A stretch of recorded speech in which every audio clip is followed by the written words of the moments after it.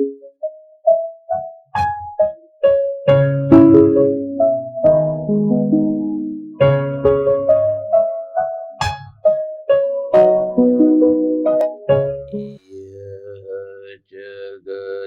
सारा क्षणिक है और आत्मा एक नित्य है।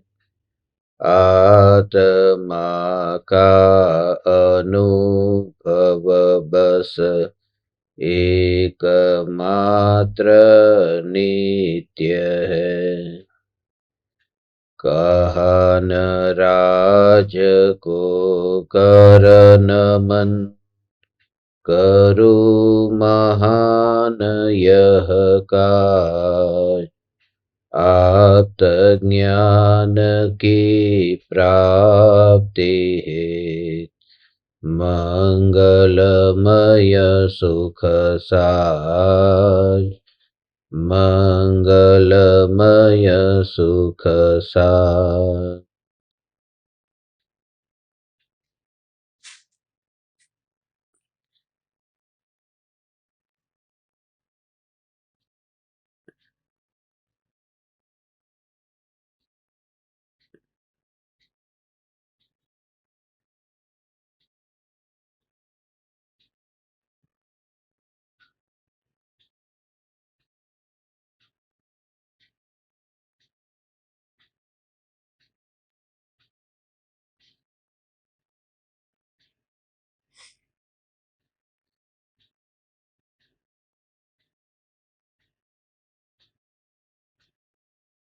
चैतन्य स्वभावी भगवान आत्मा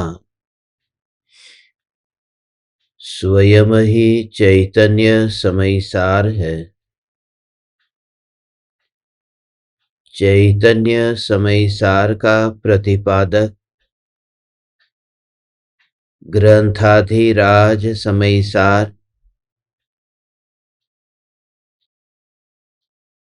समस्त प्रकार के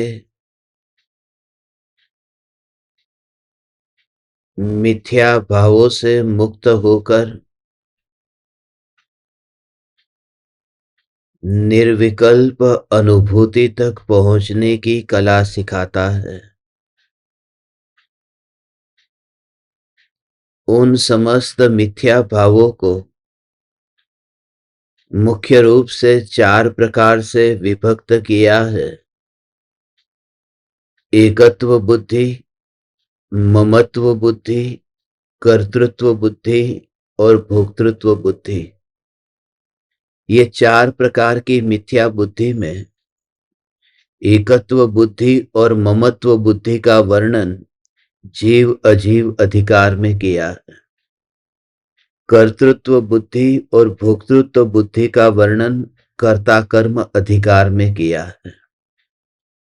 ये शरीर मैं हूं ऐसा मानना, यह एकत्व बुद्धि है। यह शरीर मेरा है यह मानना ममत्व बुद्धि है। इस शरीर का मैं करता हूं यह मानना कर्तृत्व बुद्धि है। और इस शरीर का मैं भोगता हूं ऐसा मानना ये भोक्तृत्व बुद्धि है। इसमें सिर्फ शरीर की ही बात नहीं है, शरीर के साथ साथ बाहर के जितने भी संयोग है और संयोगी भाव है, उन सभी परद्रव्य और परभावों को मैं स्वरूप मानना, अपने स्वरूप मानना, कर्ता और भोक्ता मानना, इन चारों को एक शब्द में मिथ्या बुद्धि कहते हैं। अभी पिछले 3 दिनों से हमारी चर्चा कर्म चेतना और कर्म फल चेतना पर चल रही है। चेतना की 3 प्रकार की अवस्था है, ज्ञान चेतना, कर्म चेतना और कर्म फल चेतना। ज्ञान चेतना तो आत्मा में ज्ञान की अनुभूति का नाम है। कर्म चेतना में कर्म करने की बात है और कर्म फल चेतना में कर्म के फल को भोगने की बात है। कर्म चेतना का वर्णन अभी तक हो चुका है। अभी कर्म फल चेतना में जो भोक्तृत्व बुद्धि है, उसकी चर्चा ये 389वीं गाथा में हमें करना है। इस गाथा का भाव पहले फिर से पढ़ लेते हैं। कर्म के फल का वेदन करता हुआ जो आत्मा सुखी दुखी होता है, वह आत्मा दुख के बीज रूप 8 प्रकार के कर्मों को बांधता है।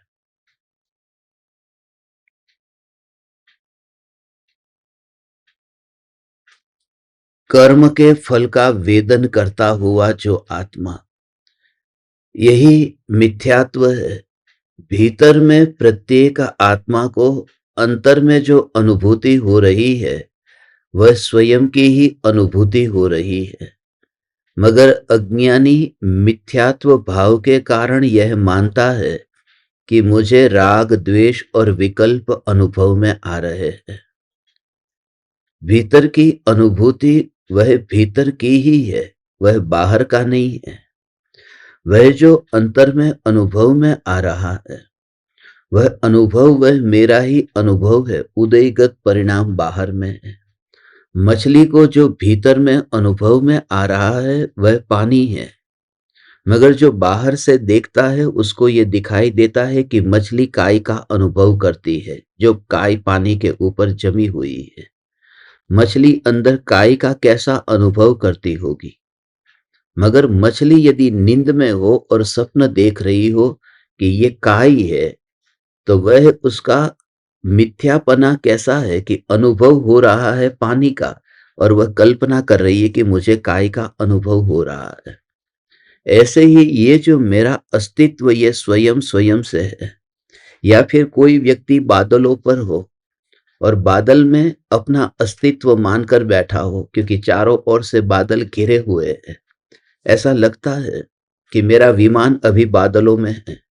मगर विमान का अस्तित्व बादलों के कारण नहीं है। विमान का अस्तित्व है आकाश के कारण है। आकाश ने अवकाश दिया है, बादलों ने अवकाश नहीं दिया है। ऐसे ही ये राग और द्वेष के जो घने बादल है, उन बादलों के कारण मेरा अस्तित्व नहीं है। मेरा अस्तित्व स्वयं के कारण है।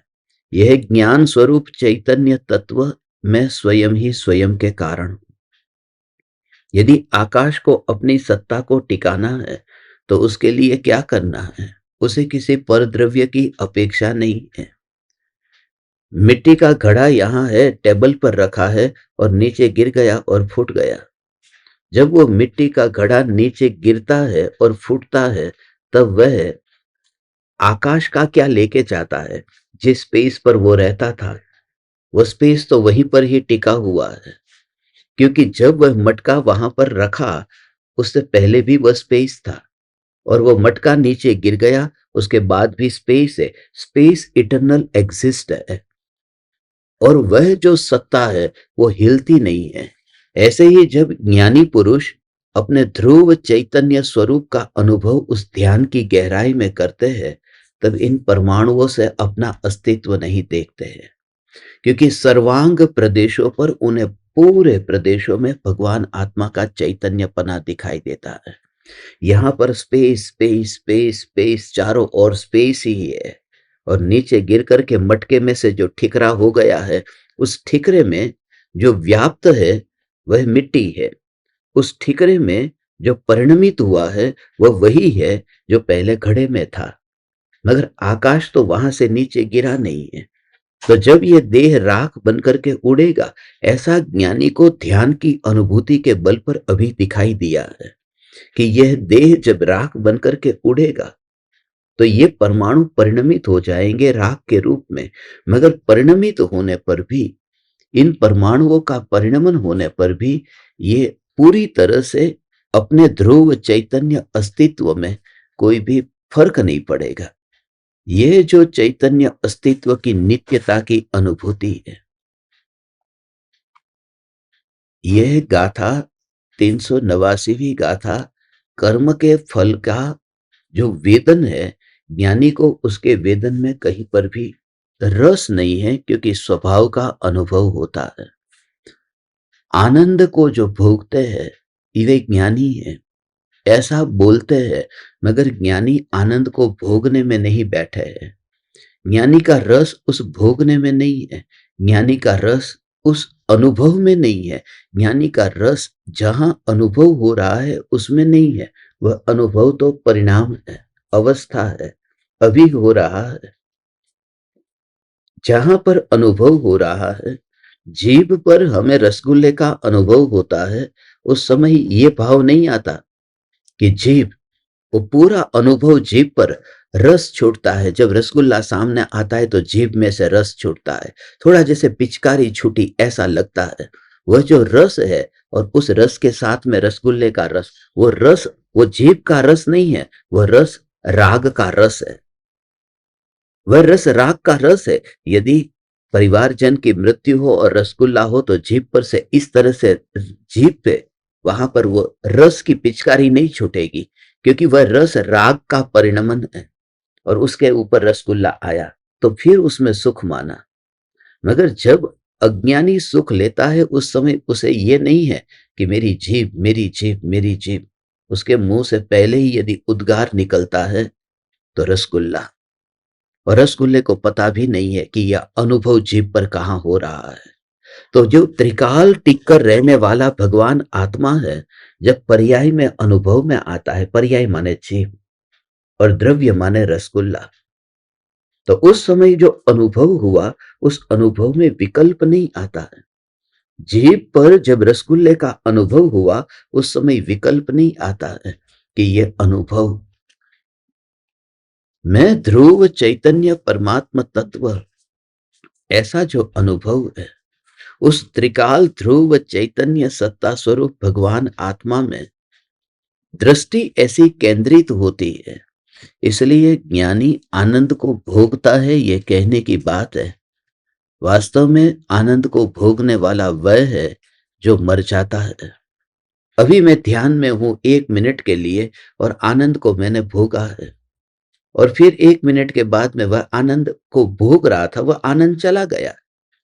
अब क्रोध का भाव आया, अब मान का भाव आया, तो वह आनंद चला गया। इसलिए ज्ञानी उस आनंद को पकड़ते नहीं है जो चला जाने वाला है। इसलिए ध्यान में जो आनंद प्रकट होता है उस आनंद के प्रति ज्ञानी उदासीन रहते हैं। जैसे करोड़ों रुपये का ढेर पड़ा हो और कैसे उदासीन होते हैं, ऐसे ही निराकुलता रूप, आकुलता वाली की तो बात ही नहीं है, निराकुलता रूप जो शांति का वेदन होता है उसमें डिटैचमेंट है। उन आनंद के भावों में डिटैचमेंट है जो निराकुलता है। क्योंकि उसको भी यदि पकड़ने गए तो मृत्यु का मातम मनाना पड़ेगा। वो आनंद की मृत्यु है। इसलिए अतीन्द्रिय आनंद के उछलते सागर में भी जिनका रस नहीं है, ये किनका रस नहीं है? जिनको सागर की रुचि है, उसको उछलते सागर में रस नहीं है। क्योंकि जब कोई व्यक्ति ऊपर से छलांग लगाता है तो लगता है कि तरंगों पर वह गिरा है, मगर गिरने वाले को यह भाव नहीं है। वो, उसको पहला भाव ये नहीं आएगा अरे तरंग, उसको भाव आएगा समुद्र में गया, तरंग में गया। वह भाव नहीं आता। दिखाई देती है तरंग, अनुभव में आई तरंग, वेदन हुआ तरंग का, मगर विकल्प नहीं है तरंग का, ये सागर। जब कोई ध्यान में लीन होता है तो ज्ञान और आनंद की जो उछलती तरंग है, उन तरंगों में तरंगों के विकल्प से मुक्त होकर उस स्वरूप को अनुभव करता है। नहीं तो तरंग का तो एक क्षण का वह आनंद लेने जाएगा तो विराट सागर के अस्तित्व का आनंद खो देगा। इसलिए ज्ञानी ध्यान में लीन है, वह सुख को भोगते हैं, मगर भोग पर वह बैठे नहीं है। उस भोग पर बैठने का नाम मिथ्यात्व है। बहुत गजब की बात है ये। मैं ध्रुव चैतन्य परमात्मा तत्व, मैं ध्रुव चैतन्य परमात्मा तत्व, ऐसा जो निराकुलता रूप आनंद का वेदन होता हो, उस वेदन में समझने के लिए 4 बजे निर्विकल्प अनुभव हुआ, और वह अनुभव 1 मिनट के लिए टिका। इतना लंबा अनुभव वैसे कंटिन्यूस होता भी नहीं है। ये आपको समझाने के लिए ये कह रहा हूं। वह अनुभव 1 मिनट के लिए टिका, वह अनुभव छूट गया। कब छूटता है? जब वह अनुभव हुआ, आनंद आया, आनंद आया, आनंद आया, कंटिन्यूस चल रहा है।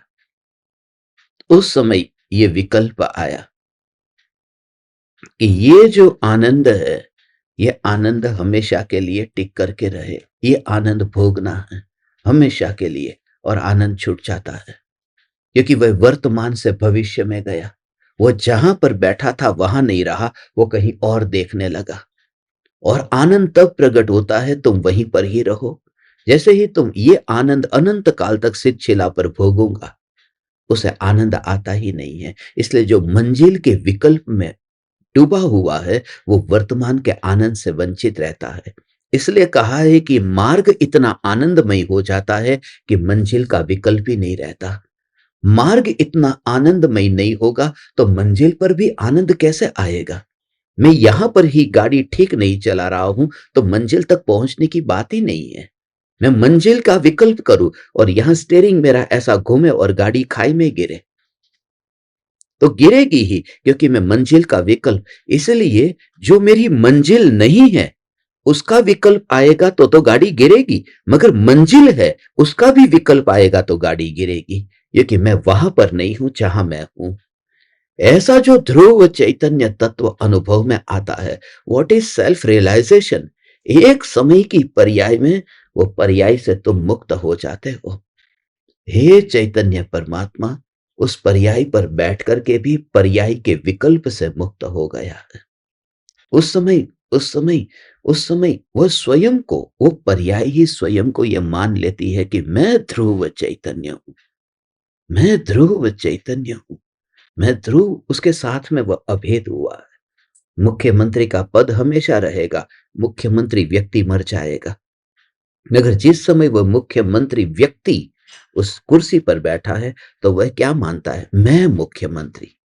तो वो पद परमानेंट है, मगर उसके साथ वो इतना तन्मय हो गया है, मैं मुख्यमंत्री, मैं रमेश सुरेश, ये बात उसको याद नहीं आती, मैं मुख्यमंत्री। वो पद के साथ में ऐसे ही एक समय की पर्याय है जो मर जाएगी। और ध्रुव चैतन्य ये मरेगा नहीं, मगर जब पर्याय ध्रुव में अभेद होती है, लीन होती है, स्वीकार करती है मैं चैतन्य, उस समय उसे रस ही नहीं है। पर्याय को पर्याय का रस नहीं होता। जब आग को मैंने हाथ लगाया और गर्म का अनुभव हुआ, मेरे मुंह से ये नहीं निकलता अरे देखो हाथ, अरे आग, क्या हुआ? गरम, उंगली नहीं, गरम। अनुभव तो यहां हुआ, मगर जहां अनुभव हुआ है वहां का लक्ष्य नहीं है, क्योंकि वह जिसका अनुभव हुआ है उसमें इतना तन्मय में हो गया हूं कि ये भाव ही नहीं आया। इसलिए अनुभव 4 बजे हुआ, मगर 4 बजे जो हुआ उस पर फोकस नहीं है। ज्ञानी तब लिखते हैं मैं ध्रुव चैतन्य, ऐसा नहीं लिखते अनुभव मैंने किया, मैं ध्रुव चैतन्य। एक समय में श्रद्धा की मोहर ध्रुव पर ऐसी लगती है कि वह निर्विकल्प अनुभूति रूप परिणमन होता है। ये जो गाथा है, ये गाथा इतनी निराकुलता से भी नाता तोड़ने के लिए गाथा लिखी गई है। हे चैतन्य परमात्मा, ऐसा ज्ञान ज्ञान ज्ञान का अनुभव होता रहता है, मगर उस आनंद पर वो रहते नहीं है। इसलिए जिन जीवों को आज मोक्ष की प्राप्ति हुई, जिन जीवों को करोड़ों अरबों वर्षों पहले मोक्ष की प्राप्ति हुई, उनके आनंद में फर्क नहीं है, क्योंकि वो पर्याय पर नहीं बैठे हैं, वो ध्रुव न्यायक देव पर बैठे हुए हैं। ज्ञानी ने आसन जमा लिया है, ध्रुव का आसन जमा लिया है।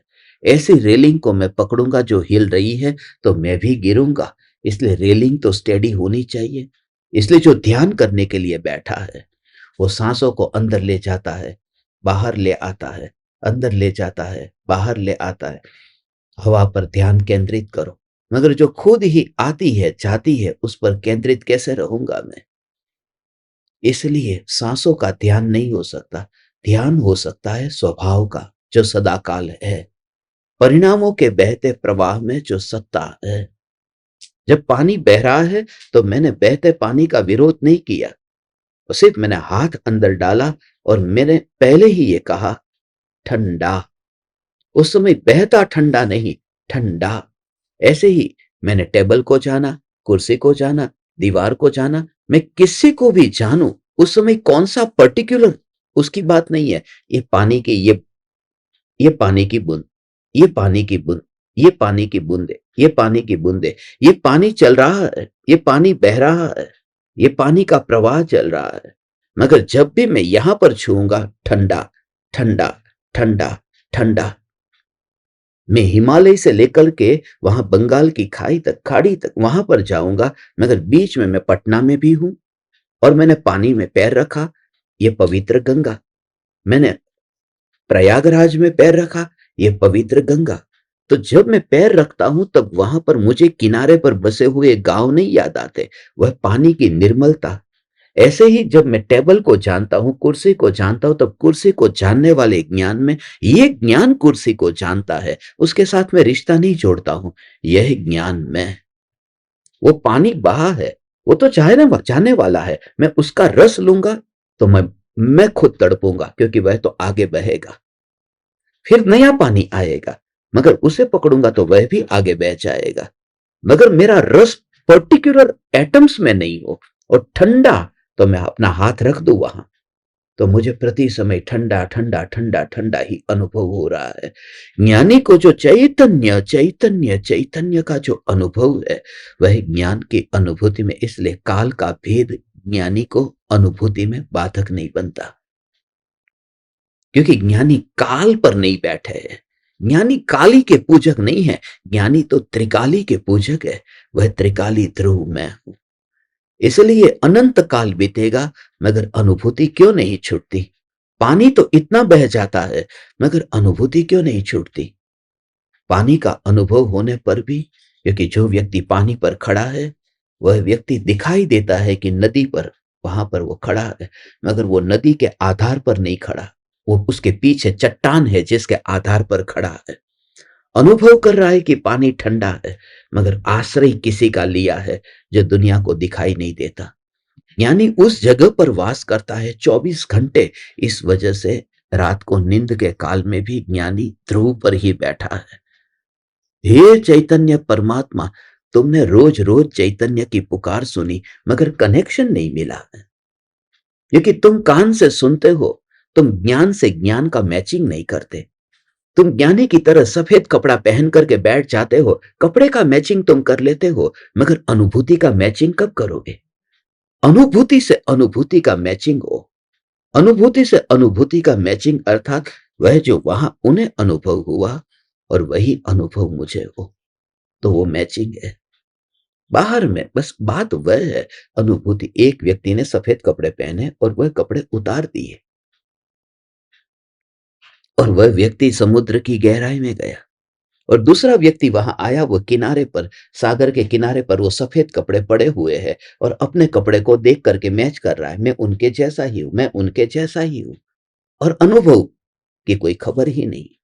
वो व्यक्ति, दूसरा व्यक्ति पहले व्यक्ति से मिला कि नहीं मिला, कपड़े तो दोनों के एक से है, किनारे पर उसके भी सफेद पड़े, मगर उसके कपड़े उतरे हुए हैं और वो सागर की गहराई में है। यदि दूसरे व्यक्ति को मिलना है तो उसे अपने वस्त्र उतारकर उधर जाना होगा जहां पहला व्यक्ति है। वो अनुभव से अनुभव का मैचिंग हुआ, तब कपड़े कपड़े की जगह पड़े रहते हैं। इसलिए कृपालु देव का कपड़ा और सौभाग्य भाई का कपड़ा साइड में पड़ा रहता है, और दोनों ही एक दूसरे के सागर में नहीं, अपने अपने सागर में डुबकी लगाते हैं। और वह गुरु शिष्य का मिलन है। गुरु शिष्य का मिलन किनारे पर होता ही नहीं है, सागर की गहराई में होता है। इस वजह से यह कनेक्शन अनंत काल तक नहीं छूटता। ओ हो, हे त्रिलोकी नाथ चैतन्य परमात्मा, तो इसी को रियलाइज कर। अभ्यास करते करते करते करते कि मैं ज्ञायक देव हूं, ध्रुव का जोर आते, इंद्रिय सुख को, जो राग और द्वेष के भाव को भोगने की बात थी, सुख दुख की बात थी, उसकी तो बात ही नहीं रहती। यहां तो अतीन्द्रिय आनंद को भोगने की भी बात नहीं है, आनंद को भोगने की बात नहीं है। भोगना वो कोई दूसरा है, दूसरा है। यदि नहीं भोगा तो भी मेरा क्या बिगड़ गया। बात यह है, मेरा क्या बिगड़ गया। गुड़ को किसी ने नहीं चखा तो गुड़ की मिठास कितनी कम हो गई। तो वो आनंद, मैं आनंद हूं। आनंद को भोगना, ये दृष्टि ही झूठी दृष्टि है, ये मिथ्या दृष्टि है। मैं आनंद को भोगना चाहता हूं, यानी तो अंतर में जहां बैठे मैं आनंद हूं, आनंद हूं। आनंद को भोगना माने फिर कोई नया जन्म लेना। मानो जब सम्यक दर्शन होगा और आनंद को भोगा तो वो आनंद भोगा ने, कब भोगा? नया भोगा ने, कभी नहीं भोगा था ने। वो नया भोगा, इसका मतलब उसका जन्म हुआ है। और मैं वह तत्व हूं जिसका जन्म ही नहीं हुआ। इसलिए आनंद को भोगने की परवाह ज्ञानी नहीं करता है। ऐसा ध्रुव का जोर, ये प्योर क्रीम है समय सार का। ये जनरल पब्लिक जो कहते हैं उसके समझ में क्यों नहीं आया, ये बात क्यों नहीं आई। और ऐसा नहीं है, मैं मुंबई में एक मेरे विद्यार्थी को पढ़ा रहा था और उस समय कर्णानुयोग का प्रकरण चल रहा था। थोड़ा कठिन था, मोक्ष मार्ग प्रकाशक ही चल रहा था। उसमें कर्म की जो प्रकृति है, जो लब्धि के प्रकरण में हमने थोड़ा सा 5 लब्धि के प्रकरण में लिया था, सम्यक तो सन्मुख मिथ्या दृष्टि जीव के, तो वो थोड़ी बात ऐसी थी कि सबको समझ में नहीं आ रही है। तब मैंने कहा कि ये बात सबके लिए नहीं है, ये बात उनके लिए है जिनके पास में 2 नंबर की बुद्धि है। जैसे घर में कॉर्नर में बड़े बड़े शो पीस कौन रखते हैं? जिनके पास में 2 नंबर के पैसे हैं। जिनके पास में 1 नंबर का है उनको तो रोटी मिल जाए बहुत हो गया बस। तो ये जो समय सार है, ये समय सार, ये लोगों को कठिन लगता है। ये टॉपिक जो आता है सर्व विशुद्ध ज्ञान अधिकार, आज 389वीं गाथा है। अब बस खाली ये 26 जितनी गाथाएं बाकी है। अभी ये बिल्कुल किनारा आया है समय सार का। और जब आचार्य कुंदकुंद देव उस समय ये ग्रंथ की पूर्णाहुति कर रहे, उस समय उनका उनका उनका भाव क्या होगा कि लिखने के भाव से भी अब उब गए होंगे, क्योंकि थकान लगी होगी, बस बहुत हो गया अब ये। तब अंतर में डुबकी ऐसी लगी होगी। और इसीलिए ये बात तुम्हारी समझ में नहीं आएगी, ये समय सार है। ये बात तो उनकी समझ में आती है जिनके पास में 2 नंबर की बुद्धि है। तो मुझे उस विद्यार्थी ने कहा, मैं आपसे यह प्रश्न पूछना चाहता हूं कि 2 नंबर की बुद्धि किसके पास नहीं है? सबके पास है। दुनिया में बुद्धि दौड़ानी हो तो सबके पास है।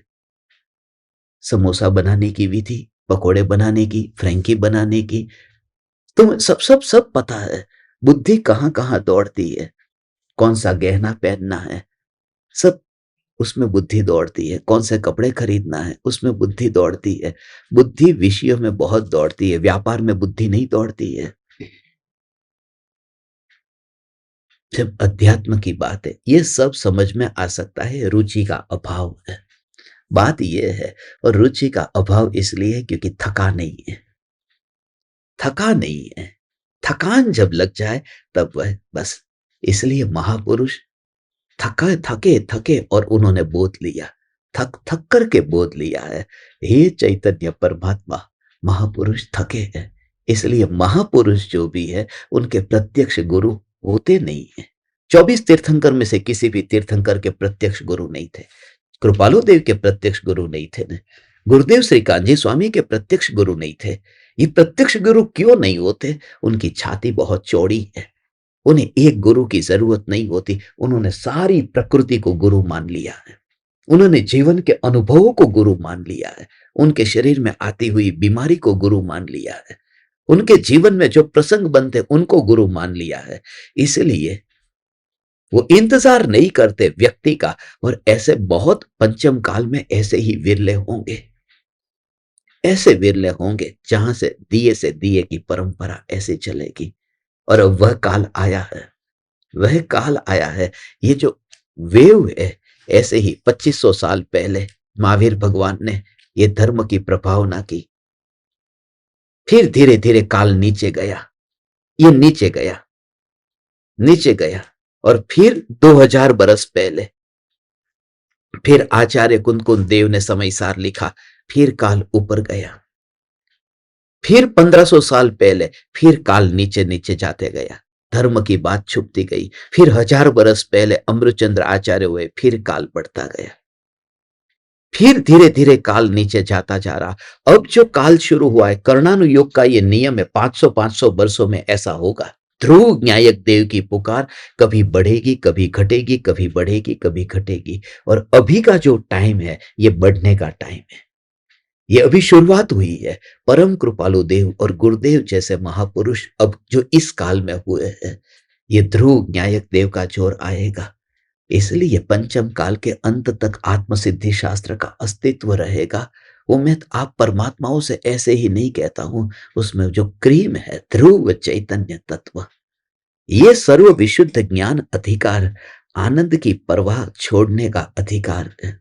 आनंद, सुख और दुख, इसको भोगने वाला भगवान आत्मा है ही नहीं। मैं तो वह तत्व हूं जहां भोगना है ही नहीं। ओहो हो, वो अपना अनुभव, अपना अनुभव, अनुभव अनुभव अनुभव अनुभव अनुभव अनुभव अनुभव होने पर भी सत्ता पर जोर है। वो सत्ता माने यही चैतन्य। ज्ञान में अनुभव किसका हो रहा है? ज्ञान का ही हो रहा है, अपना ही अनुभव हो रहा है। जगत का अनुभव होता ही नहीं है, अपना ही अनुभव है। मुझे जीभ पर जो अनुभव में आया, वह क्या अनुभव में आया? कि रसगुल्ला अनुभव में आया। रसगुल्ला अनुभव में नहीं आ रहा है, जीभ अनुभव में आ रही है। ये समय सार ये कहता है, ये जीभ का अनुभव हो रहा है। यदि रसगुल्ला अनुभव में आता तो जिसको बुखार आया है उसको रसगुल्ला खिलाओ, उसको कड़वा लगता है क्योंकि जीभ कड़वी हो गई है। वो जो अंदर जीभ में जो है वही अनुभव में आता है, मगर भ्रम पूरा रहता है कि वह अनुभव में आया। जहां मैं चाह ही नहीं सकता, वो अनुभव में कैसे आएगा? अनुभव में तो मुझे वही आता है जो भीतर में है, जो भीतर में है। मैंने जैकेट पहना हुआ है, रेक्सिन का जैकेट है, अंदर से बिल्कुल ही सॉफ्ट सॉफ्ट है। तो कोई मुझे छूता है, वो जो अनुभव हुआ, अब उसकी चमड़ी है, उसकी चमड़ी ऐसी है कि जैसे कठोर चमड़ी है। वो मुझे छूता है, रेक्सिन को छूता है, तो वो जो छूता है अनुभव होता है, उसको ऐसा लगता है कि इसको कितना चुभता होगा। मगर अंदर मुझे जो अनुभव हो रहा है, वो सॉफ्ट अनुभव हो रहा है, क्योंकि जिससे मैं अभेद हो रहा हूं, जिसकी मुझे स्पर्शना हो रही, वही अनुभव में आएगा। मैं विकारों में गया ही नहीं हूं, इसलिए आज तक मुझे विकार अनुभव में आए ही नहीं है। विकार अनुभव में नहीं आए ना नहीं आए, तो फिर मैं मानता हूं कि विकार अनुभव में आ रहे। ये मानता हूं, इसी का नाम तो मिथ्यात्व है कि विकार जो अनुभव में ही नहीं आता और मान के बैठा विकार अनुभव में आता है। और ज्ञानी में फर्क क्या है कि ज्ञानी ने माना ज्ञान ही अनुभव में आ रहा है, विकार है ही नहीं, वो ज्ञानी है, सम्यक दृष्टि है। सम्यक दर्शन माने जो अनुभव में आ रहा है उसी को मान लिया, और जो अनुभव में नहीं आता उसको नहीं माना। जो विकार अनुभव में ही नहीं आ रहा, ओ हो, क्रोध अनुभव में ही नहीं आया, आज तक कभी क्रोध अनुभव में ही नहीं आया भगवान, तो दुखी क्यों होता है? दुखी होता है, ये मानना ही तो मिथ्यात्व है। क्योंकि जो दुखी हो जाए, भगवान आत्मा दुखी हो जाए, तो पर्याय आश्रय किसका लेगी? फिर वो आश्रय किसका लेगी? द्रव्य में शुद्धता है। ओ हो, वो शुद्धता है, वो जो कभी भी अनंत काल के बाद में भी पर्याय द्रव्य का आश्रय लेगी, क्योंकि वो पर्याय ऐसा स्वरूप है। पर्याय, पर्याय, उस पर्याय में, ओ हो, उस पर्याय में द्रव्य का कुछ भी नहीं गया। आग को उंगली ने छुआ, मगर उंगली में आग का अनुभव हुआ, मगर फिर भी आग की उष्णता थोड़ी कम नहीं हुई कि अरे हाथ ने मुझे गर्म अनुभव कर लिया है। तो 4 बजे जो पर्याय है वो अनुभव करती है, मगर आनंद उसमें जाता नहीं है। माने मैं, आनंद माने मैं, आनंद माने मैं। तुमने प्रवचनों में बहुत सुना होगा, मैं तुम्हें प्रवचन नहीं दे रहा हूं, मैं तुम्हें कनेक्शन फील कर सको तो कर लो, ये अंतिम दिन है, तुम कनेक्शन फील करो। इसे प्रवचन मत समझना, ये प्रवचन नहीं है। प्रवचन में तो वहां पर पहला पॉइंट ये है, दूसरा पॉइंट ये है, तीसरा पॉइंट ये है, ये प्रवचन नहीं है। यहां कोई पॉइंट नहीं है, यहां वेदन है, यहां दिए से दिए का चलना है। यहाँ मौन सन्नाटा है, यहाँ मौन के साथ मौन का मिलन है। यहाँ उस लोक की यात्रा के लिए अपने आग्रह अहंकार को छोड़कर बिल्कुल निर्विकल्प होना है। ये चैतन्य परमात्मा शरीर के परमाणुओं का रियलाइजेशन ही नहीं होता, मात्र ज्ञान ही अनुभव में आता है, और यही मेरा स्वभाव है। Just feel it. ये तीर्थ पर आने का यही प्रयोजन, जस्ट फील इट। ज्ञान ज्ञान ज्ञान ज्ञान ज्ञान। कहते हैं हिरण है, उसकी नाभि में कस्तूरी है। हिरण कस्तूरी को खोजता है सारे वन जंगल में कि कस्तूरी कहां से मिले। समझना तुम, हे चैतन्य परमात्मा, हिरण कस्तूरी को खोजता है, कस्तूरी कहां से मिलेगी, कहां से मिलेगी, और है उसकी नाभि में। वो कस्तूरी एक पदार्थ है। जब वह हिरण काम वासना से भर जाता है तब उसकी नाभि में से ऐसा यह प्रवाही निकलता है, उसको कस्तूरी कहते हैं। कस्तूरी को खोजने के लिए, क्योंकि उस समय वो काम वासना में इतना रत होता है कि उसे दिखाई ही नहीं देता कि वो कस्तूरी उसके भीतर है, वो सुवास उसके भीतर है, क्योंकि वासना से ग्रसित व्यक्ति को सत्य दिखाई ही नहीं देता। इसलिए तो मोह से आसक्त व्यक्ति को सत्य कहां दिखाई देता है। इसलिए पति पत्नी को जब मिलता है तब कहां चमड़ा याद आता है कि ये मांस है, ये खून है, ये हड्डी है, क्योंकि सत्य अनदेखा कर देता है। इसलिए शराब के नशे में जो परदेश में भोग भोगा जाता है, उसका कारण है क्योंकि शराब बेहोश कर देती है, और तभी वो भोग भोगना हो सकता है। यदि जागृत हो तो भोगने का आनंद ही नहीं ले सकता, क्योंकि ये इतना इतना इतना अंतर का अनुभव है कि वहां बाहर का सब फीका पड़ जाता है। वो हिरण कस्तूरी के पीछे भागता है, कस्तूरी उसे मिलती नहीं है। कैसा है वह हिरण? पागल है। इस दुनिया में ऐसे हिरण है जो कस्तूरी के पीछे भागते हैं। मगर अब ये वाक्य सुनकर मैं तुम्हें दूसरा वाक्य कहूं, तुम्हें ऐसा कहा जाए कि कस्तूरी कस्तूरी को खोजने के लिए गई, तो कैसा लगेगा? हिरण नहीं, कस्तूरी खुद कस्तूरी को खोजने जा रही है। यहां पर आनंद स्वरूप भगवान आत्मा आनंद को खोजने चाहता है, यह कस्तूरी कस्तूरी को खोजने जा रही है। ओ हो हो ओ हो हो हो ओ हो हो। हे त्रिलोकीनाथ चैतन्य परमात्मा, दैट इज द कनेक्शन। और अब तुझे एक बात बताऊं भगवान, एक बात बताऊं, कस्तूरी कस्तूरी को खोजने चाहती है तो आश्चर्य होता है, मगर ये आनंद भगवान आत्मा आनंद को खोजने चाहता है तो आश्चर्य नहीं होता? नहीं होता, क्योंकि आनंद कभी आनंद को खोजने गया नहीं है। आनंद को खोजने तो वो विकल्प चाहता है, जो आनंद थोड़ी है, आनंद तो है। ऐसा श्रद्धा का जोर, इसका नाम सम्यक दर्शन है। माने आनंद ने आनंद को कभी खोजा ही नहीं है। ये तो राग का भाव है, वो आनंद नहीं है। ये दुख का भाव है, तड़पता हुआ भाव है, जो कहता है आनंद कहाँ मिलेगा, आनंद कहाँ मिलेगा। आनंद तो है, क्योंकि गुड़ कभी गुड़ की खोज करता ही नहीं है। मिठास की खोज कौन करेगा? उसे पड़ी क्या है कि कोई चखे। फूल को कब विकल्प आता है कि कोई मेरी खुशबू ले, यदि खुशबू नहीं लेगा तो मेरा क्या होगा? बस ओ हो। ये चैतन्य परमात्मा, ये चैतन्य परमात्मा, हे चैतन्य परमात्मा, हे ज्ञान दीपक, हे धर्म शिष्य, you just feel it, you just feel it. ऐसा जो ध्रुव न्यायक का जोर, इसके लिए ये सारी पृथ्वी पर सब कुछ है। गुरु है, शिष्य है, आशीर्वाद है, भक्ति है, नाच गान है, सब कुछ होता है इस दुनिया में। यही बात जो है कि ध्रुव मैं हूं, उसकी अनुभूति की कला ही गायब हो गई। ये कला जो है ये जीवंत रहेगी। ये समय सार के जो सत्संग हुए हैं, इसमें पूरा रहस्य ऐसा छुपा है। भगवान हे चैतन्य के आचार्य कुनकुन देव के वचन जो किताबों में बंद थे, उसको गुरुदेव ने खोला है, कृपालु देव ने खोला है। मगर उसका और आगे चलना चाहिए, और आगे विवेचन होना चाहिए। मगर वो तभी हो सकता है जब तुम सभी प्रकार के आग्रह से मुक्त हो जाओ। इतने आग्रह से मुक्त। ये ध्रुव न्यायक देव की प्योर बात है, प्योर बात। वचनामृत क्या है? अमृत की बात है ना।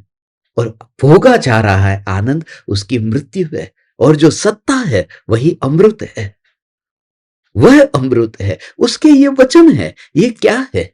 ये वचनामृत है, ये वचनामृत है। मगर कौन समझेगा भगवान, कौन समझेगा? ओ हो, कौन समझेगा? कृपालु देव के आश्रम में वचनामृत पर ही सत्संग होना चाहिए, मगर वो वचनामृत फिर वो वाला कागज वाला होना चाहिए, ये नहीं। कागज वाला वचनामृत होगा तो अलाउड है। करुणा उपजे छुई। सचमुच मैं आप परमात्माओं से कहता हूं, ऐसा ध्रुव का चोर होना चाहिए। ध्रुव का चोर, ध्रुव का चोर, ध्रुव का चोर। सत्संग भी ऐसे ही हो, क्योंकि सब सुना राजा रानियों की कहानियों को बैठ करके हमने आज तक। राजा ऋषभदेव थे, उनकी 2 पत्नियां थी, उनके पुत्र थे, उनकी 2 पुत्रियां थी, उनका ये था। अब क्या? परम कृपालु देव अब वहां पर आ गए, अब हमें आना है। 60 तो पार कर चुके, बस। ज्यादातर बैठे वो मेरे माँ बाप, दादा दादी, बाप बापू जी की उम्र के लोग बैठे हो।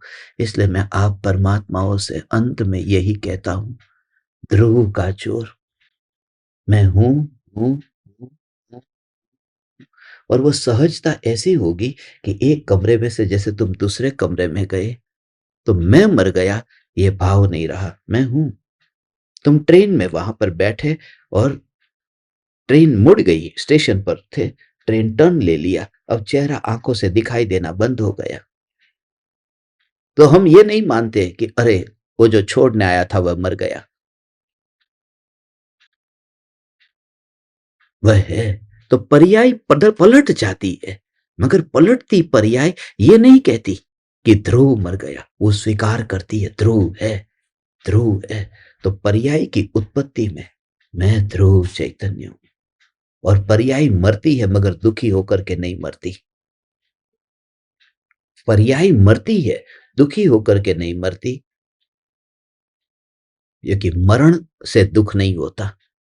तो मरना जिसका होता है उस पर बैठे हो कि ध्रुव पर बैठे हो। तो जब पर्याय मरती है ना, उस समय मैं पर्याय हूं और मरी तो दुखी होगी।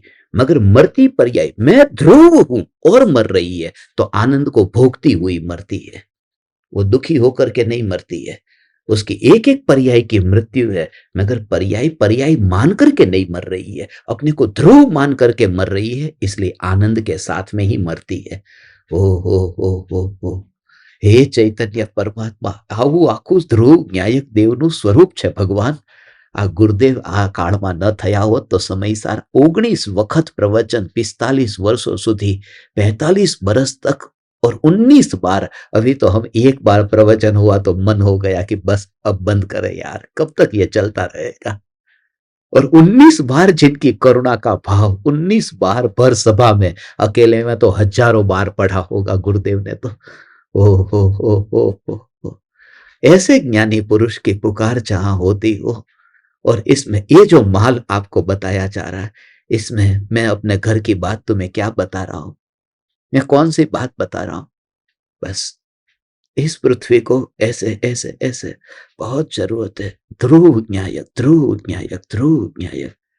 इतनी इतनी जगह पर, नासिक के पास में अंजनेरी जगह है, वहां पर कितनी मूर्तियां, 300-400 तो मूर्तियां मैंने रास्ते पर देखी, ऐसे रास्ते पर देखी कि वहां पर मूर्ति, रास्ते पर जैन मूर्ति, भगवान की मूर्ति, कोई संभालने वाला नहीं, कोई ध्यान रखने वाला नहीं। मंदिर तो पुरानी मूर्ति, हजारों वर्षों पुरानी मूर्ति है। जहां हनुमान का जन्म हुआ अंजनगिरी में, तो वहां पर रास्ते पर पड़ी हुई थी, अभी तो धीरे धीरे लग रख करके उसको इकट्ठी कर रहे। और आप में से बहुत से ज्ञान दीपक साथ में आए, आपने भी देखा है कि वहां पर तीर्थ की रक्षा कैसे होगी, तीर्थ कैसे टिकेगा। तीर्थ खाली इमारतों से नहीं टिकेगा, चैतन्य की पुकार से टिकेगा। वहां पर वात्सल्य होगा तो टिकेगा। बड़ा बड़ा आश्रम बन जाएगा और प्रेम से वात्सल्य से यदि तुम आवकार न दोगे खाली पड़ा रहेगा। मैं तुमसे सत्य कहता हूं, प्रेम से कनेक्शन जुड़ता है। और कृपालु देव जैसे महापुरुष मिलने के बाद में दृष्टि में विराटपना न आए तो फिर कृपालु देव तस्वीर में ही रह जाएंगे। अंदर से मेरा हृदय बहुत पीड़ित होता है, बहुत पीड़ित होता है, बहुत पीड़ित होता है कि कृपालु देव के इतने आश्रम में कृपालु देव की बात, ये ध्रुव चैतन्य की बात, उस बात के लिए यदि आग्रह और अहंकार न छूटे तो क्या होगा। इसलिए मैंने तुमसे कहा न, मैं श्वेतांबर मंदिर में प्रवचन देता हूं तो दिगंबर नहीं आते, दिगंबर मंदिर में प्रवचन देता हूं तो श्वेतांबर नहीं आते। इसलिए सोचा कि स्मशान में जाके प्रवचन दूं। नहीं, जहां आकर के लोग वापिस नहीं जाते। सब आते हैं, नहीं, वहां आने के बाद वापिस नहीं जाते। इसलिए सोचा वहां पर जाके प्रवचन दो, क्योंकि ये ध्रुव न्यायक देव की बात, इतनी विराट दृष्टि। कल हमने देखा ने, साइला में देखा कितना प्रेम मिला, जाने का मन करता है। वात्सल्य अंदर से ऐसा होता है कि कब मैं दोबारा साइला जाऊंगा, कब वहां पर सत्संग होगा, कब भाई श्री का प्रेम ऐसे दोबारा मिलेगा। तो अंदर से ऐसा भाव आता है। तुम जहां बैठो और जो चैतन्य की पुकार, ओ हो ओ हो ओ हो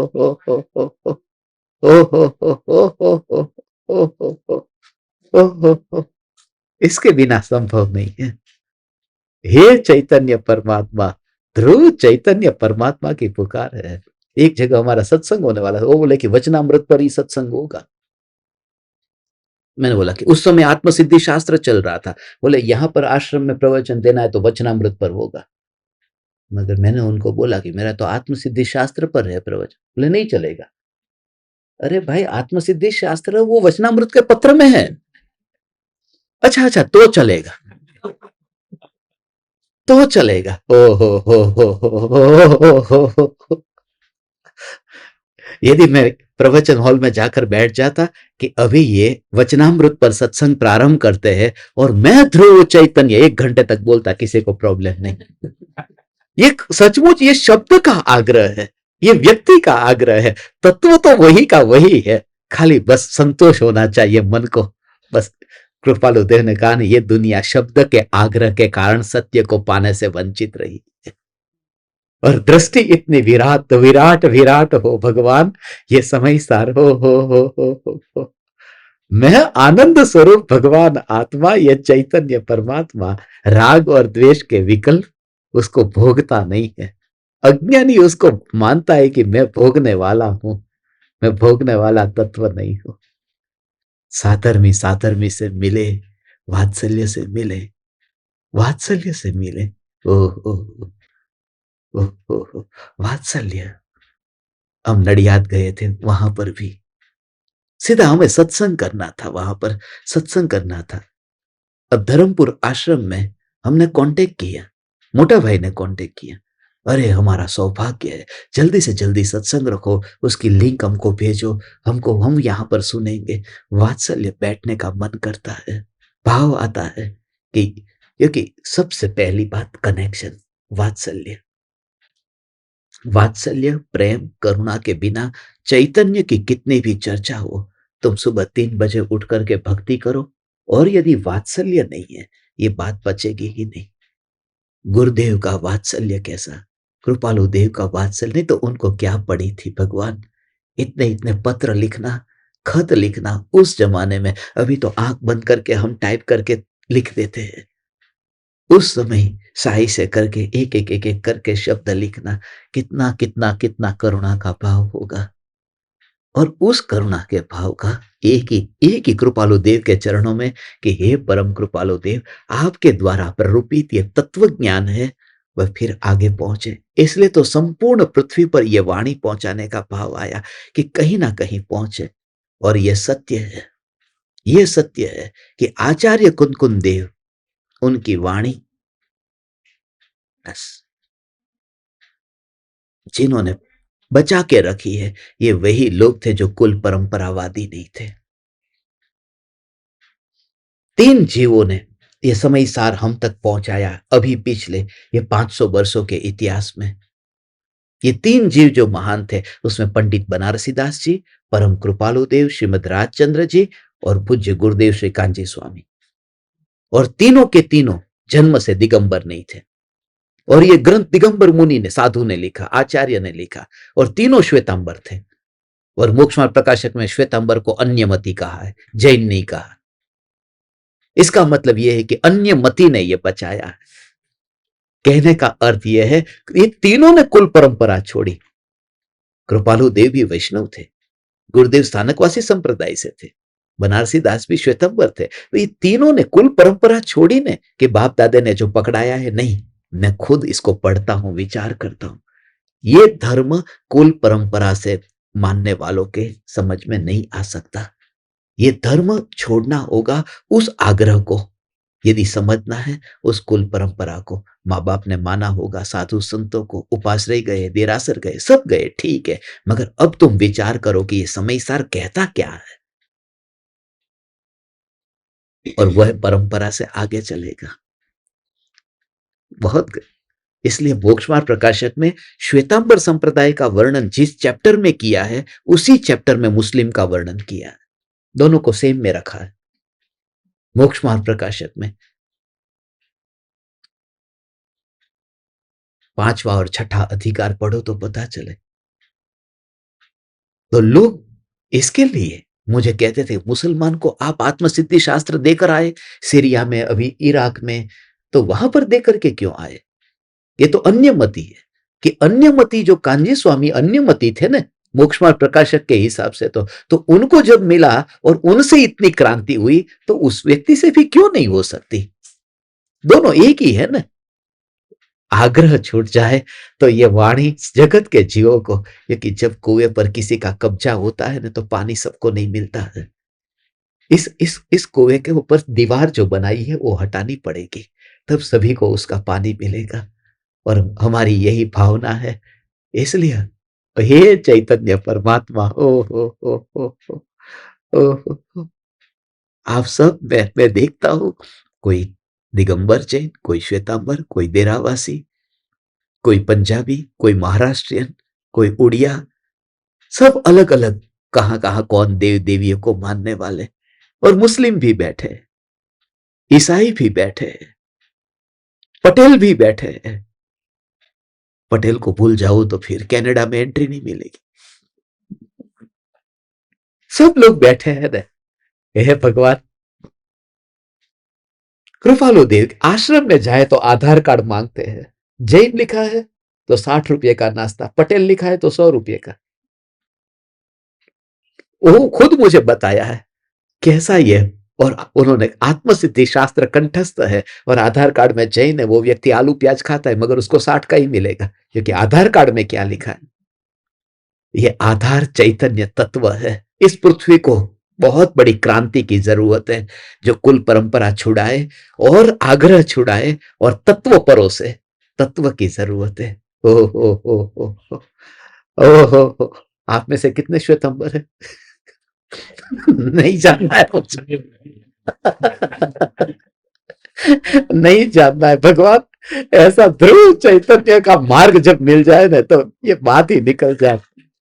ये कि उससे आनंद आनंद आनंद खंडित हो जाता है। ऐसा ही जहां तक समानता रहती वहां तक आनंद रहता है। समानता, यूरोप में मैं था, एक व्यक्ति को मैं मिला, थोड़ा अपने चेहरे जैसा था, माने न गोरा न काला, ऐसा। तो मुझे लगा कहीं अपने जैसा है। तो थोड़ी देर देखा, एक दूसरे ने स्माइल दी, बोले वेर आर यू फ्रॉम? बोले इंडिया। बोले यू? Me too. वाह। तो इतना आनंद आया। अच्छा इंडिया,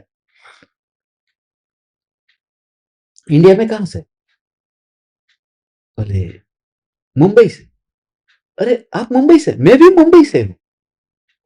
गुजराती जो? हाँ, कारण के टोन से पता चल जाता है।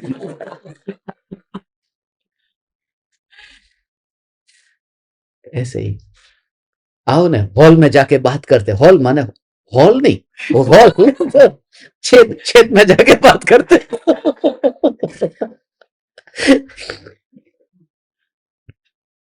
गुजराती छो? કે હા ગુજરાતી છે।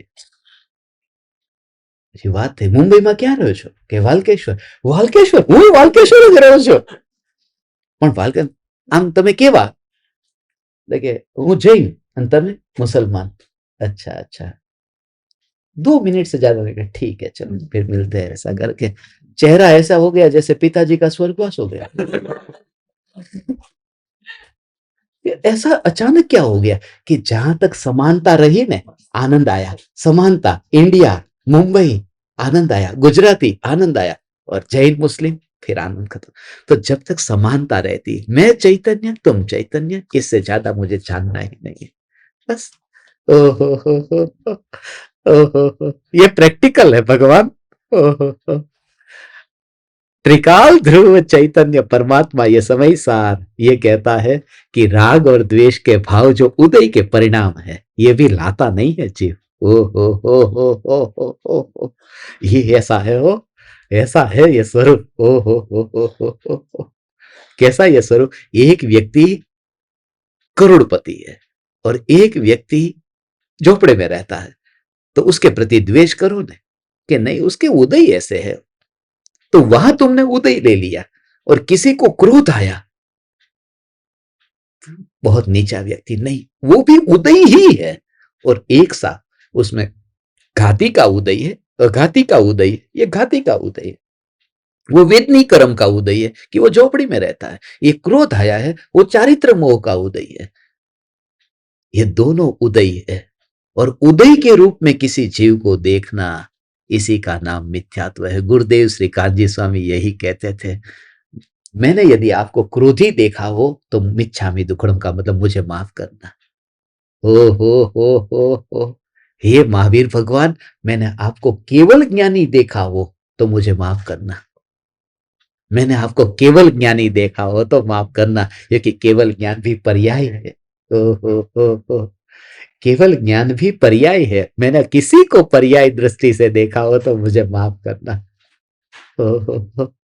जो सिद्ध हो गए हैं उनको, हे महावीर भगवान आप सिद्ध हो, ऐसा मैंने आपको देखा हो तो माफ करना, क्योंकि सिद्ध तो आप 2500 साल पहले हुए. मैं तो आपको किस किस दृष्टि से देखता हूं? जो तीनों काल में सिद्ध है वही आप है. ओ. जो कभी नया नहीं हुआ. ये दृष्टि, इसका नाम सम्यक दर्शन है. सम्यक दृष्टि जीव की दृष्टि पर्याय पर रही नहीं है भगवान. ओ.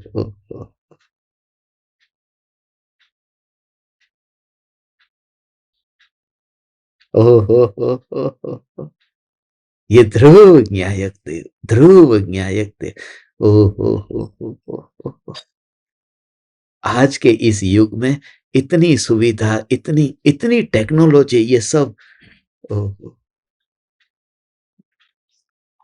कल जब मैंने हमारे मिशन के जो शिखर है उनको कहा कि मैं अब 31 दिसंबर से बंद कर रहा हूं, बोले अभी तो इतनी अच्छी अच्छी इंस्टाग्राम पर रील आती है, वो जो ज्ञान में ज्ञान ही है, और अभी ऐसे टाइम पर बंद कर रहे हो? इतना तो अभी ये पृथ्वी को जरूरत है, बहुत जरूरत है.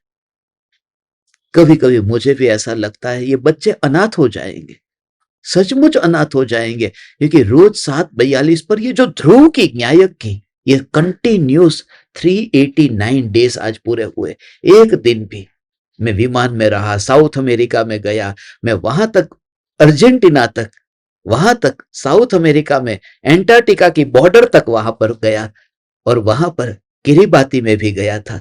वहां पर किरिबाती, जहां दुनिया का पहला सूरज उगता है, वहां ओशियानिया में कहीं पर भी एक दिन भी ऐसा नहीं आया कि सत्संग छूटा हो. एक दिन चांस था दुबई में सत्संग छूट जाने का, मगर उस दिन भी शाम को सत्संग नहीं छूटा. ये 300, तुम ऑफिस भी जाना हो तो एक दिन छुट्टी ले लेते हो, कभी कोई कारण से छुट्टी, विषय के भोगों में छुट्टी ले लेते हैं, खाना भी कभी ऐसा न मिले और छुट्टी लेनी पड़े, मगर सत्संग नहीं छूटा. और एक साथ में ये 400 लोगों को मैनेज करना, यहां पर मानो एक हॉल बनाया और 400 लोगों को बुलाया, एक आध की फोन की घंटी बजेगी, एक आध का कुछ न कुछ यहां, और यहां मुझे किसी को नहीं कहना पड़ता फोन स्विच ऑफ रखना, बंद रखना, सीधा म्यूट ऑल, खत्म. तुम्हें चिल्लाना उतना चिल्लाओ,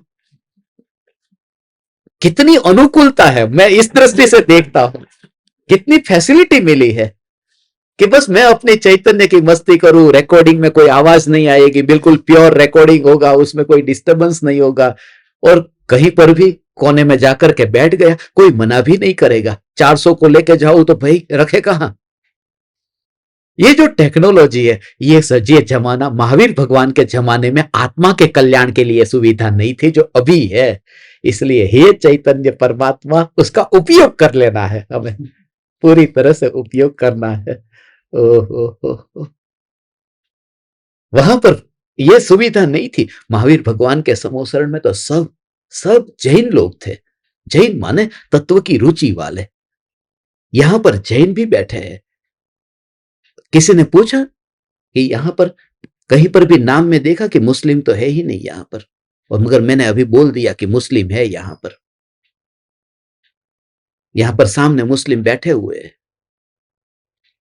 तो मैं बताऊं कौन कौन है? लगभग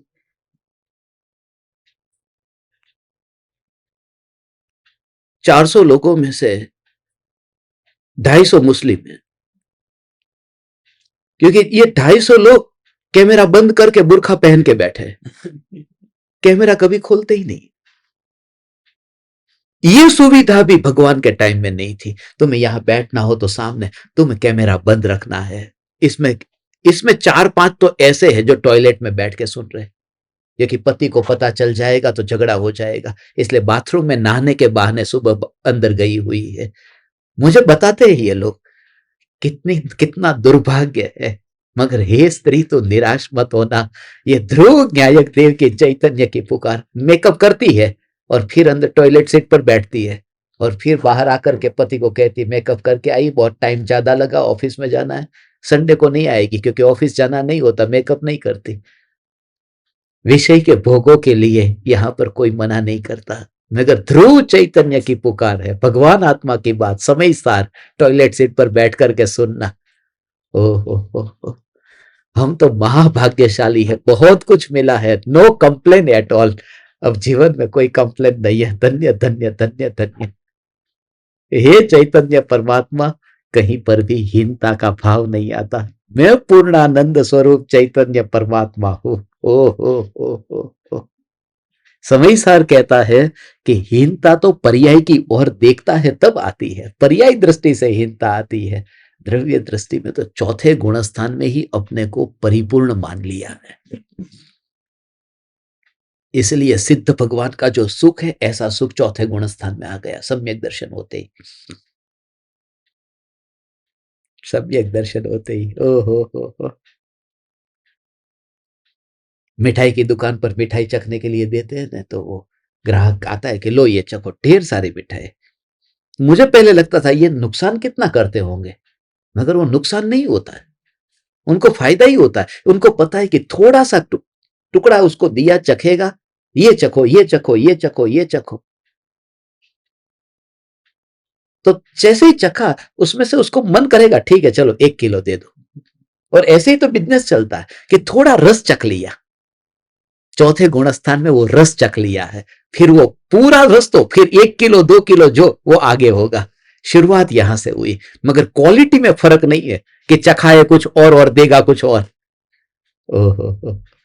चौथे गुणस्थान में वही आनंद का रस चख लिया है, निराकुलता रूप शांति। इसलिए चौथा गुणस्थान उसे कहते हैं कि जहां पहुंचकर मोक्ष तक का रास्ता क्रिस्टल क्लियर दिखाई दे, उसे किसी को पूछना न पड़े कि मोक्ष कैसे जाना है। उसी का नाम चौथा गुणस्थान है। क्योंकि दृष्टि आ गई, दृष्टि आ गई, दृष्टि की बीमारी दूर हुई है, अब दिखाई देने लगा है सत्य क्या है। ओ हो। इसलिए तो गौतम स्वामी तो फिर भगवान के समोसरण में बैठ करके क्यों सुनते थे? ये तो बोलने की बात है कि गौतम स्वामी के गुरु महावीर भगवान थे, वास्तव में थे ही नहीं। क्योंकि गौतम स्वामी के बिना भगवान की दिव्य ध्वनि 66 दिन नहीं खीरी थी, गौतम स्वामी नहीं थे। मगर गौतम स्वामी ने तो जो ज्ञान पाया था, जो ज्ञान पाया था, वह ज्ञान तो महावीर भगवान की दिव्य ध्वनि सुनने से पहले ही पा लिया था। क्यों मालूम है? क्योंकि गणधर की गद्दी पर बैठने के लिए 12 अंग 14 पूर्व का जो ज्ञान है, वो गद्दी पर बैठता है कौन? गणधर बैठते हैं। और जब तक ज्ञान नहीं होगा वहां बैठने कैसे मिलेगा? तो फिर भगवान की दिव्य ध्वनि में जो कुछ कहा गया वो इसके अलावा तो था ही नहीं, जो था। इसलिए 1% भी ज्ञान बढ़ा नहीं है गौतम स्वामी का भगवान की वाणी सुन करके। फिर भी गुरु के रूप में माना है, क्योंकि निसरा मिली, छाया मिल गई गुरु की। ये अंदर से ही ज्ञान आया था, समोसरण में जाते ही आत्मज्ञान हुआ, मुनि हुए, अंदर से ही ज्ञान आया। नहीं तो गणधर कैसे कहलाते? गणधर अधूरा ज्ञान है और बाद में गणधर बनेंगे। अरे तीर्थंकर प्रकृति उदय में आई, वो तीर्थंकर है। गणधर के ऐसे ही गहरे कनेक्शन है। हे चैतन्य परमात्मा, समय अभी अपना हो गया है। बस तुम अधूरेपन को न देखना, अपूर्णता को न देखना। पूर्णता को देखने पर सब राग द्वेष के भाव छूट जाते। पूर्ण को देख, राग भी छूटेगा, द्वेष तो छूटेगा, राग तो दया छूट जाती है, करुणा छूट जाती है। ओ हो समय सार वो सिखाता है। रास्ते पर कोई भीख मांगता हो और उसके हाथ भी हो, पैर भी हो, आंख भी हो, कान बिल्कुल स्वस्थ हो, तो आपको कोई करुणा का भाव आएगा कि नहीं? ये तो पूर्ण है। जो ज्ञानी कहते हैं जब हम पूर्ण देखते हैं सबको, तो वो राग भी नहीं होता है। अब हम सहज हो जाते हैं।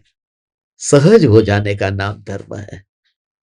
हम परम कृपालु देव के जन्म स्थान पर है, जिनका कभी जन्म ही नहीं हुआ था, ववानिया में है। और आज गहरे राज यहां पर खुलने वाले हैं। बहुत भाव आए हैं। ववानिया इतनी बार आए, कृपालु देव का जन्म हुआ। बस मुझे पूरी रात भर यही विचार चलता रहा। ये वही जगह है जहां पर मेरे हाथ में मिट्टी आई थी, इसलिए मैं इधर ही बैठा। प्रकृति भी कुछ प्लानिंग करती है, यहां क्यों बैठना था?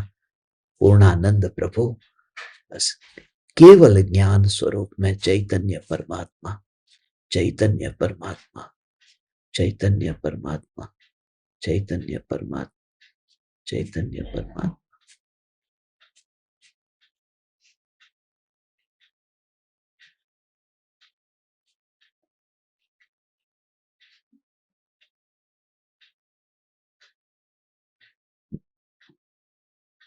उसमें इतना गहरा भाव आया। ओ त्रिकाल ध्रुव चैतन्य तत्व, इतना गहरा कनेक्शन रात को आया था। ये ध्रुव न्यायक, ध्रुव न्यायक, ध्रुव न्यायक, वो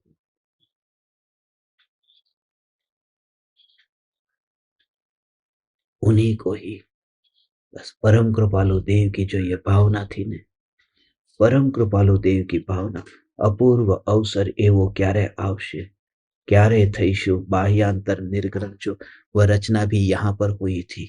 अपूर्व अवसर, अपूर्व अवसर एवो क्यारे आवशे, क्यारे थईशु बाह्यांतर निर्ग्रंथ जो।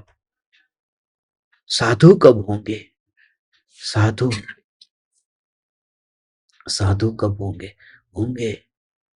यति कब होंगे? यति भी होंगे। और ऐसे ही मोक्ष मार्ग के लाडीला कंत, लाडीला कंत कहेवाय गुजरातीમાં કે લાડીલા કંત એને સાધુ કહેવાય। लाडीला कंत, लाडीला कंत। कल रात को जैसे ही मैं सोया तो साधु, यति और लाडीला कंत ऐसा विचार चलते चलते हुआ। साधु, कल हम गए थे साइला, तो साइला का सा साधु, यति का य यति, लाडीला का ला साइला साइला साइला साइला से ये शुरुआत हुई। और फिर वह बात कहाँ तक पहुंची? साइला साइला साइला साइला, परम कृपालु देव की भावना थी। ये पांचवा जो ज्ञान है वह केवल ज्ञान है, जिसमें मात्र ज्ञान है, राग है ही नहीं। आज 5 तारीख हुई और कृपालु देव का जन्म यहाँ पर पूर्णिमा के दिन हुआ था। तुम कितने भी प्लानिंग करते हैं तो प्लानिंग नहीं हो सकता है। आज हम सभी दुबई वासियों का यहाँ पर आना हुआ और आज पूर्णिमा का दिन है। कृपालु देव का जन्म पूर्णिमा को हुआ था और इस पूर्णिमा के दिन ही आज ही मैंने सुबह उठ करके जैसे देखा, ओ हो, ये पूर्णिमा के दिन कितना प्लानिंग कर रहे थे, पहले उधर से शुरुआत करते हैं, पहले उधर से नहीं, पूर्णिमा के दिन ही शुरुआत होती है, क्योंकि पूर्णिमा के दिन ओ हो उसका कनेक्शन अब मैं आपको अंदर बताता हूं, और तुम वहां पर बैठे रहो घर पर। मगर चिंता मत करना, रिकॉर्ड करके आपको भेजेंगे। आज जो गहरे भाव आए हैं, समय ज्यादा हो गया है, जो अक्सर होता है हमेशा कम पड़ेगा, हमेशा कम पड़ेगा, क्योंकि स्वरूप अनंत है और वाणी का अंत है। आज बहुत सारे नए नए साधक जुड़े हैं। मुझे लगता है ये समय सार की पूर्णाहुति तक 500 से भी ज्यादा साधक यहां पर बैठेंगे, जुड़ेंगे। हमारा जोर संख्या पर नहीं है, क्वांटिटी पर नहीं है, क्वालिटी। जो आप दीवाने होकर के भी सुबह 7 साढ़े 7 बजे से बीच में ही बैठ जाते हैं, आधा आधा घंटा पहले वेट करने बैठ जाते हैं, आपका अनंत अनंत ऋणी हूं। आपके योग में रहकर मेरा इतना समय सत्संग में रहता है।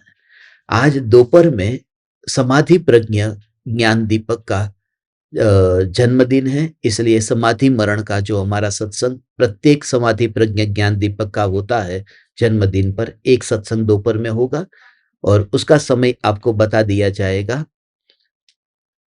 शाम का DCDP दीपक कनेक्शंस ध्यान प्रयोग, उसका समय भी पक्का अभी नहीं है, आपको मैसेज भेज दिया जाएगा, और आप तात्कालिक उस समय जुड़ना।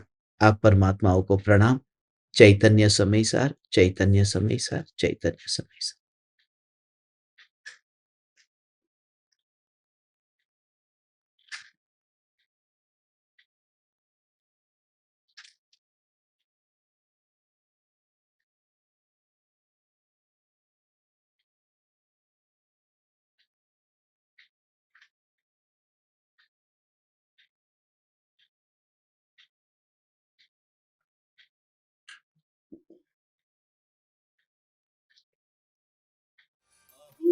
अहो श्री सद्गुरु करुणा सिंधु अपार,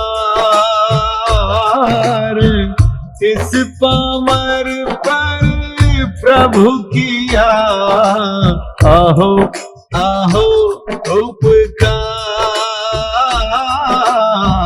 अहो अहो उपकार। देह सहित जिनकी दशा भरते देहातीत, उन ज्ञानी के चरण में हो वंदन अगणित, हो वंदन अगणित,